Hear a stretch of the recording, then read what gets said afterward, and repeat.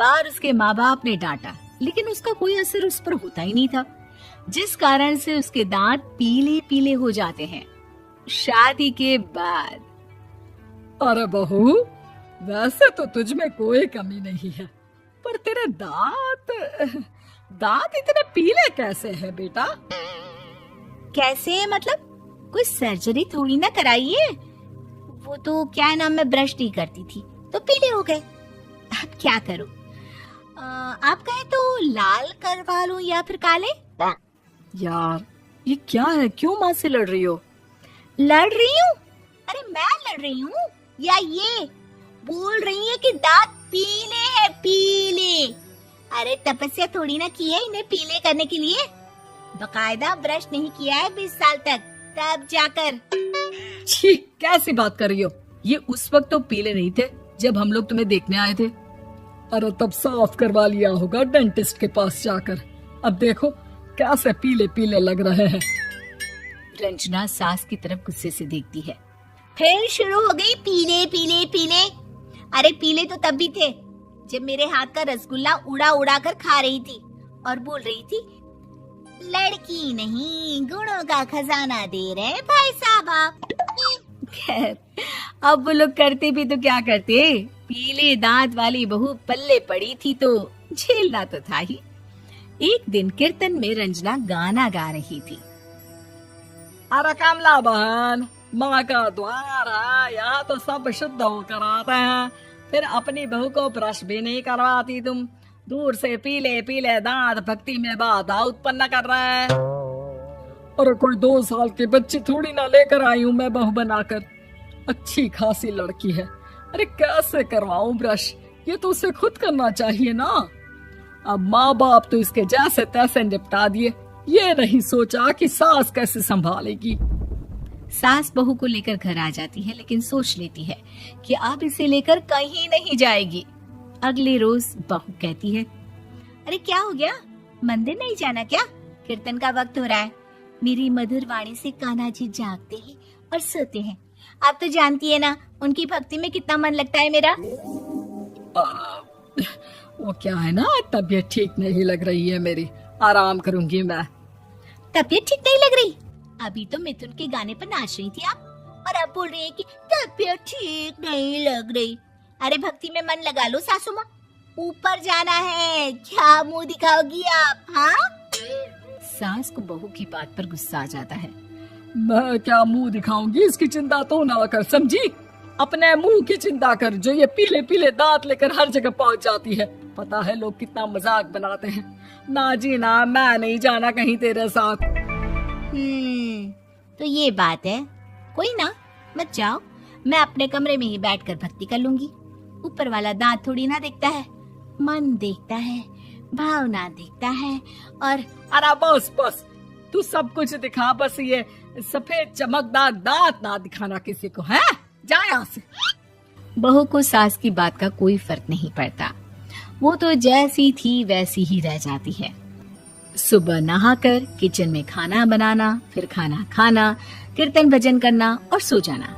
एक दिन, माँ जी मैं सहेली के घर जा रही हूँ, शाम को लेट आऊंगी। हाँ हाँ तो जाना, मैंने कौन सा तेरी आरती करनी है घर पर बैठकर। रंजना सहेली के घर जाती है, जहाँ वो पार्टी में जाने की तैयारी कर रही होती है। अरे शिखा, कहाँ जाने की तैयारी कर रही है? मैं गलत वक्त पर आ गई क्या? अरे नहीं यार, उल्टा सही वक्त पर आई है।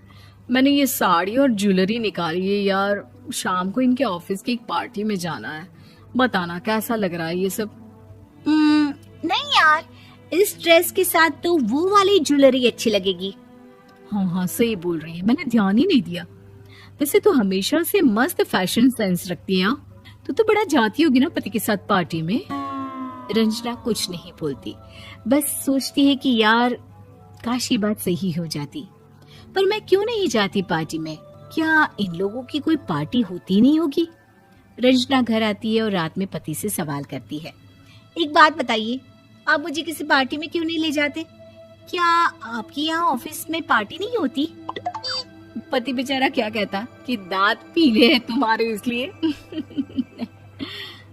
अरे कोई पार्टी होती नहीं हम लोगों के ऑफिस में, तो कहाँ से लेकर जाऊं?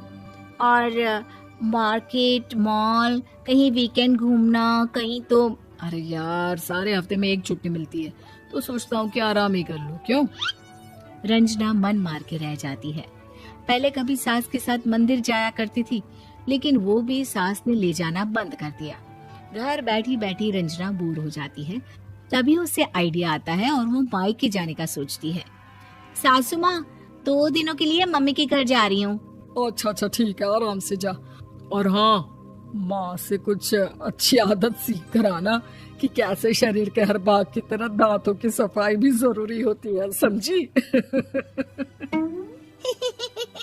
शुरू हो गई ना आप।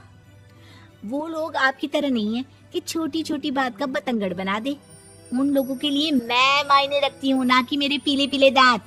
रंजना माँ को बिना बताए उन लोगों को सरप्राइज देती है, लेकिन जैसे ही वो दरवाजे पर पहुंचती है, अंदर देखती है कि घर वाले कहीं जा रहे होते हैं। अब माँ, काश रंजना दीदी के दांतों वाली प्रॉब्लम नहीं होती, तो वो भी हम लोगों के साथ चलती ना बुआ जी की बेटी की शादी में। हाँ बेटा, लेकिन अब उसे कौन समझाए कि उसको उसके पीले दांत नहीं दिखते, लेकिन उसके आसपास के लोगों को कितना एम्बैरेसिंग फील कराते हैं। मुझे तो कितनी बार उसके स्कूल की टीचर ने शिकायत की कि उसके साथ कोई लड़की बैठना भी नहीं चाहती, और ना ही कॉलेज में कोई उससे बात करना चाहता था। लेकिन पता नहीं क्यों उसे ये बात समझ में ही नहीं आती। कोई कमी नहीं है उस लड़की में, बस यही कि दांत पीले हैं। वो तो भला हो जीजा जी और उनकी माँ का, जो दीदी को जैसी है वैसे ही रखा हुआ है। रंजना को अपने घर वालों की बात सुनकर बहुत दुख होता है। वो सोचती है कि वो क्या करे, लेकिन फिर वो सीधा डेंटिस्ट के पास जाती है, अपने दांत चमकाती है और कसम खाती है कि वो रोज ब्रश करेगी। अरे क्या हो गया? तुम तो 2 दिनों के लिए गई थी ना। पर कोई ना, अच्छा है, चलो आ गई तो। रंजना सास के सामने आकर खड़ी हो जाती है और पूरी स्माइल करती है, उसके चमकदार दांतों को दिखाती हुई। हैं? चले मंदिर? माँ, मुझे माफ कर दीजिए, मैंने आप लोगों को बहुत एम्बैरेसिंग फील करवाया। मैं आज से रोज ब्रश करूंगी।